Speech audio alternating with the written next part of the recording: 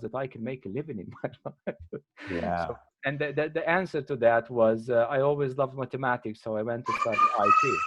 And I finished after the Amazon. I went back and I finished a computer science degree and Okay. programming. Yeah. Wow. But Yeah. today I do swimming adventures, you know. But it is what the passion and heart is. So. Yeah. But, How did you get the equipment even down there, and how did you maintain it in the Amazon? It was very challenging. The whole equipment. So we sent from Slovenia via cargo, like a cargo, big bags. We started to pack 3 months ago, to pack bag by bag. So we sent things in advance. So one package went to Peru, one to Brazil. And then sponsors kept sending us their items. So we had one hub in Peru and one hub in Brazil, and different people who worked us with ministers and governments. And then we had 2 boats. So one boat was following Martin in Peru, and then the Brazilian boat came to the border between Brazil, Peru, and Bolivia, and then we swapped the whole equipment into Colombia. Yeah, Colombia, Letizia, Tabatinga. Ah. It was very challenging. And in Peru, we used a different internet technology, a portable internet that we got from Slovenian army. The communication system on a radio, which was very important in the Amazon. There was no cell phone coverage. There was no mobile phone, only in the cities. But as soon as you got out of the city, 20 kilometers, there was no coverage. So I was trained by the Slovenian army how to install our own antennas and radio communication systems. Wow. So we were able to speak over 70 kilometers in the Amazon for free, anytime, on our own supplied resources. Wow. 76 kilometers. Was this. Yes, and that saved the trip, because many times. Did you ever lose him? Yes, we lost. Did you want to find him that day, or do you want to keep him out there a few more days? Middle of the night, they found me. Middle of the night. Wow. Many times, Martin said we have to keep going, but the main boat couldn't go because of logistics in the harbors. They had to clear the papers, they had to check all the equipment, that we didn't have drugs and all those things.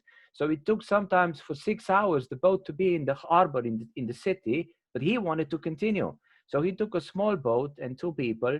So went down there, but we couldn't catch them by night.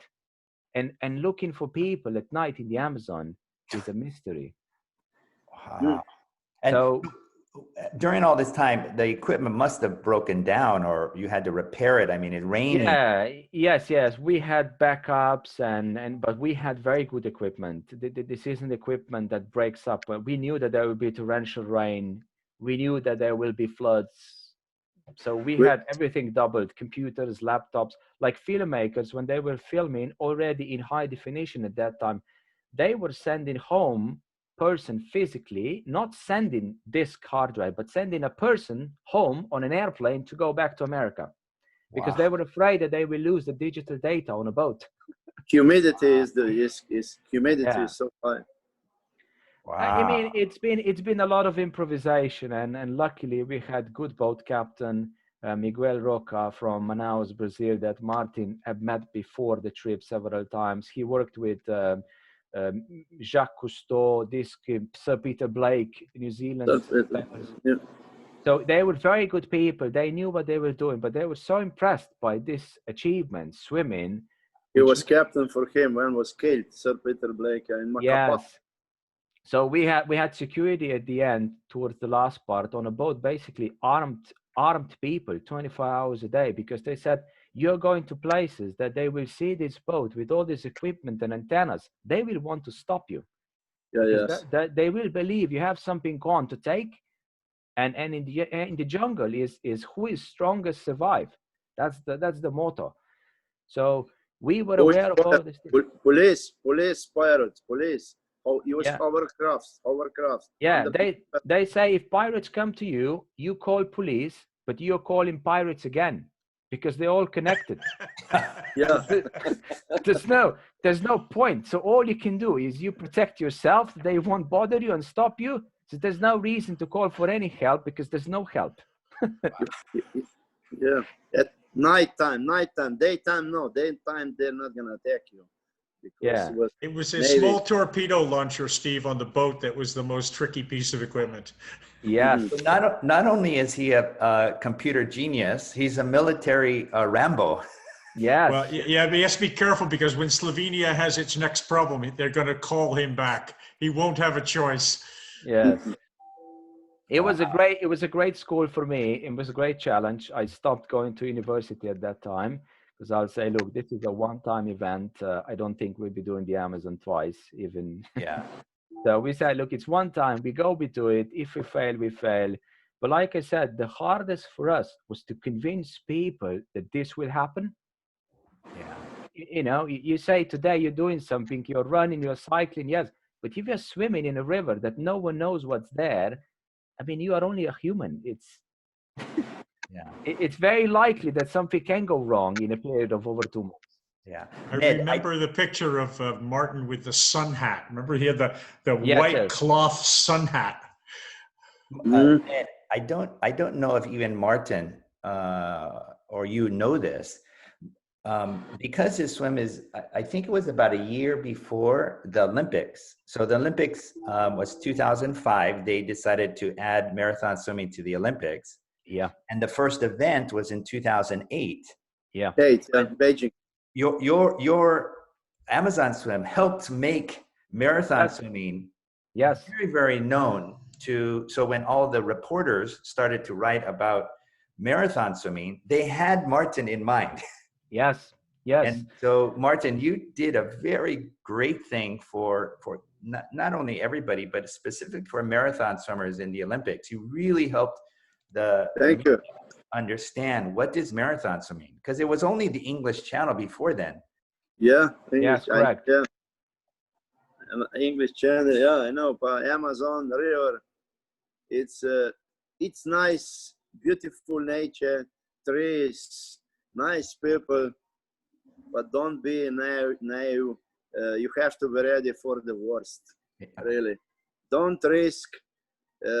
Try to find really good people, good security. This is special life, middle of the Amazon. What we don't understand. That's the reason I've been there 3 times before, just to understand people, tropical diseases, parasites, what to do. My Borut, he was stung by stingray. He was dying in the middle of the jungle. How to help him? That was my target. How to help if you're bitten by snakes, crocodiles, spiders. I found a specific or special cure, thousands and thousands of years old. How people survive middle of the jungle, indigenous tribe. They have cures. They teach me. And now I know a specific who saved my son. He's still alive. Wow. Can you imagine? And Borut, were you able to use the stingray's tail as a replacement antenna on the equipment? Yeah, well, I wished it with, again, this is unpredictable environment, and you know, the least would I expect happened to me, you know, but I was the one bad luck guy there, and I stepped exactly on it, while 10 other people around me, they didn't. So, and it's funny, it happened to me, not to him. So sometimes, and this is a very good formula, again, open water swimmers should not be walking much on the ground. This is anywhere. Yes, that's how it is. And that applies across the whole world, everywhere. If you want to go swim, go down to your knee and then swim. Steve, you, I don't know if you've spent much time in Africa, but in Africa, in many parts of Africa, you don't sit on the ground. No. You don't sit on you sit on a piece of plastic or something, because if you sit on the ground, you don't know what's going to come up out of the ground into your ass. Yeah. You don't sit on the ground. Whereas, you know, you grew up in California, you guys spend all of your time sitting on the ground. Yeah. Right, yeah. Yeah, no, good stories. You know, it was, as much as it was swimming with all the Martin's Big River swims, I think it was also sending a good message and inspiration to obviously open water swimming community, the actual organizations who then kicked off marathon swimming in different events, different categories. I think it worked because these times, if we were doing those swims today, for example, it would be very different. Yeah. And you know, and Martin would be a different profile what it is. We know all of those things, but Martin wasn't doing it for a profile. He was doing it for the challenge, for the adventure, and for the mission. So all those things are greatly appreciated even today. Yeah. If we talk about recent adventures, right? We have Sarah Thomas, 4 Ways Across the Channel. Yes. We understand that.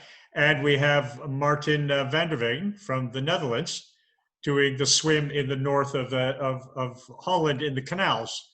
Yes. But again, those are, and I don't want to say they're small, but they're a few days.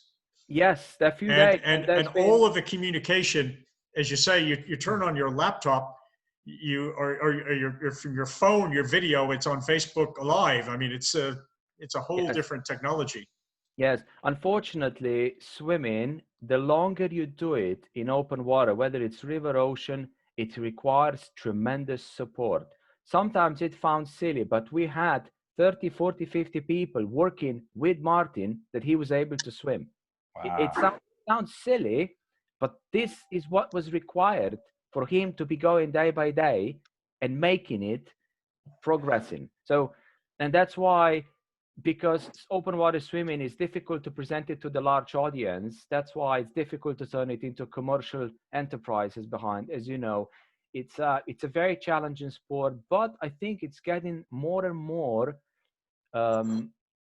attention year by year. More and more people are doing it themselves, and they see the point why it is such a good activity for us, for humans, and then eventually for people following it. It's going to be even more money for the future for lots of swimmers, good swimmers. Yeah.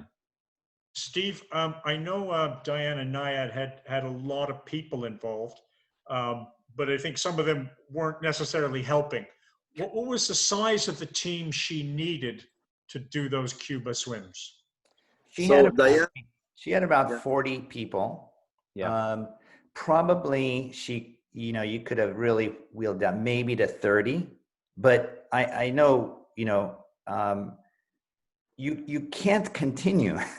Borut was incredible. He does it every single day, but you can be 2 days, 3 days, 4 days. But when you go 40 days, 50 days, 60 days, everybody gets tired. We were at a point, Stephen, many times, and Martin can say, the boat crew and captain said, look, you have to do this, pay this, or we stop. Yeah.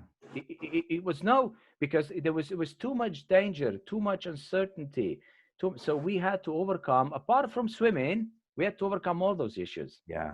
And obviously, at the end, when it's all finished, you look back, oh, it was great.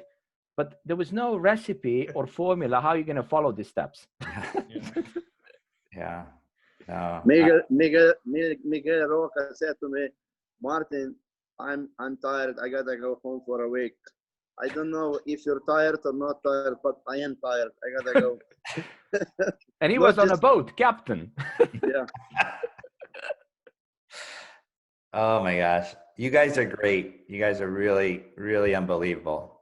Thank you very much, Stephen. It's a real pleasure to know you guys. Yeah, you have a wonderful background. I love your background. Oh, yeah.